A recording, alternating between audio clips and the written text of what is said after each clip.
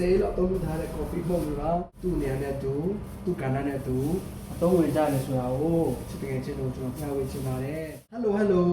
ဒီနေ့မှာတော့ကျွန်တော်တို့ February လရဲ့နောက်ဆုံးအပတ်ဖြစ်ပါတယ်ဆိုတော့ဒီနေ့မှာကျွန်တော်လုပ်မဲ့အရာနဲ့ကျွန်တော်ပြောရတာကမဆိုင်ဘူးเนาะမဆိုင်ပေမဲ့လည်းကျွန်တော်ချစ်တကယ်ချင်းတို့ကိုကျွန်တော် remind ပေးတာပါဒီလတော့ဒါစောင်းပုံတွေကူရဲ့အခုပြောင်းကာလာလေးဖြစ်တယ်လို့လာမဲ့ March လဆိုရင်တော့တကယ်နေရာဒီ feeling ကိုခံစားရမှာဖြစ်ပါတော့เนาะအခုလည်းခံစားရပြီဒါပေမဲ့ပြောရမှာမဟုတ်ဘူးเนาะဆိုတော့ကျွန်တော်ဒီနေ့ဘာလုပ်မလဲဆိုတော့ကျွန်တော်ဆွန့်ပြလိုက်တဲ့အရာတစ်ခုက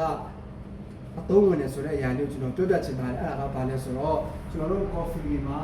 coffee တွေကိုကျွန်တော်တို့ဖြော်တယ်ကျွန်တော်တို့ coffee ပြင်းတာနေကျွန်တော်တို့ blender နဲ့ယူတယ်ယူပြီးတော့ call မှာထားတယ် call မှာထားပြီးတော့ကျွန်တော်အရင်ညှစ်ထုတ်တယ်ပေါ့နော်သူ့အရင်နဲ့ကျွန်တော်တို့လိုအပ်တဲ့ espresso latte cappuccino mocha လို့ကျွန်တော်တို့အမျိုးမျိုးကတော့ကျွန်တော်တို့လုပ်တယ်ဖြော်ဆက်တယ်ပေါ့နော်ဖြော်ဆက်တဲ့ပိုင်းမှာကျွန်တော်တို့ဆွန့်ပစ်လိုက်တဲ့အရာဒီ coffee အမှုန့်ပေါ့နော်အစီအနေထွက်လာတဲ့အမှုန့်တွေကိုကျွန်တော်ကဆွန့်ပစ်လိုက်တယ်အဲဆွန့်ပစ်လိုက်တဲ့အရာကဘယ်နေရာမှာအသုံးဝင်တယ်လဲဆိုတာကျွန်တော်ပြောပြတင်ဆက်ပေးမှာဖြစ်ပါတယ်ဆိုတော့ဒီဆွန့်ပစ်လိုက်တဲ့အရာတွေကဘယ်အရာမဆိုတော့ကျွန်တော်ကျုပ်ဆိုရင်လည်းကျုပ်ကြော်လိုက်တယ်ကျုပ်အခွင့်ကိုကျွန်တော်တို့အပင်တွေမှာအားစိတ်ပြည့်အသုံးပြုလို့ရတယ်လို့ကျွန်တော်တို့ coffee bean တွေထွက်လာတဲ့အနှစ်အရေကိုကြတော့ကျွန်တော်တို့စစ်ထုတ်လိုက်တဲ့အရေကိုကျွန်တော်တို့ coffee တွေနဲ့ပတ်သက်တဲ့အရာတွေမှာသုံးတယ်သူရဲ့အမှုန့်တွေကိုတော့ကျွန်တော်တို့ဆွန့်ပစ်လိုက်တယ်အဲဆွန့်ပစ်လိုက်တဲ့အရာကအပင်တွေအတွက်ကျွန်တော်တို့အားစိတ်တစ်မျိုးဖြစ်ပါတယ်ဆိုတော့ဒီနေစီကလည်းသုံးပြရတယ်လို့အားစိတ်တစ်မျိုးလည်းဖြစ်တယ်ဆိုတာကိုကျွန်တော်ပြောပြချင်ပါတယ်ဆိုတော့ကျွန်တော်ကဒါအပင်ချစ်တဲ့သူဖြစ်တဲ့အတွက်ကျွန်တော်အိမ်မှာရှိတဲ့အပင်တွေကိုဒီ coffee ဆေးလေးနဲ့ကျွန်တော်ကျွန်တော်ကိုအားစိတ်ကျွေးနေပါတော့ဒါအားစိတ်တစ်မျိုးတော့ကျွန်တော် scrub ဆိုလည်းလုပ်လို့ရတယ်ပေါ့နော်ကျွန်တော်အသားရည်အတွက် scrub လည်းလုပ်ရတယ်ဒါပေမဲ့ကျွန်တော်တော့ scrub တော့မတိုက်တော့ဘူးเนาะတိုက်လို့မလိုတဲ့အနေထားမှာရှိနေတာဖြစ်တဲ့အတွက် scrub တော့မတိုက်တော့ဘူးဒါကတော့ကျွန်တော်ဒီအရင်ဘက်ကကျွန်တော်နည်းနည်းလုံးရှုပ်သွားလို့ဆွန့်ပြလိုက်တယ်ပေါ့နော်ဒါကျွန်တော်တို့တစ်ပတ်10ရက်ပေါ့နော်10လောက်သုံးထားတဲ့ coffee မုန့်ကဘယ်လောက်ထိရမှာကောင်းမလဲဆိုတော့ဒါကြည့်လိုက်ပါတော့ခင်ဗျာဆိုတော့ဒါကိုအိမ်ကို